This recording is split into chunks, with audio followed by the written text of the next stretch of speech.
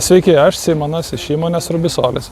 Šiandien esame kakavos perdirbimo įmonėje, kurioje įgyvendiname adiabatinio vėsinimo projektą. Kviečiu užeiti ir pasižvalgyti.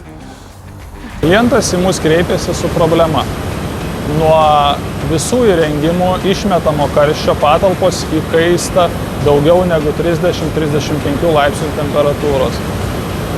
Todėl mums reikėjo rasti sprendimą,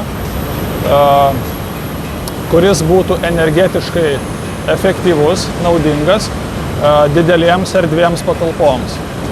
Būtent toks sprendimas yra adiabatinė vėsinimo sistema, kuri veikia vandens išgarinimo principu. Taigi, objekte sumontavome 2 vėsintuvus, kurių bendras atvėsinto oro kiekis iki 60 000 kubinių metrų per valandą, bei itin našų ištraukimo ventiliatorių, kuris pasiekia iki 40 000 kubinių metrų per valandą našumą. Kaip ši sistema veikia kliento objekte? Atsakymas – gana nesudėtingai, tačiau efektyviai. Adiabatiniu būdu atvėsintas oras paduodamas į patalpas, o ištraukimo ventiliatorius traukia karštį iš patalpų.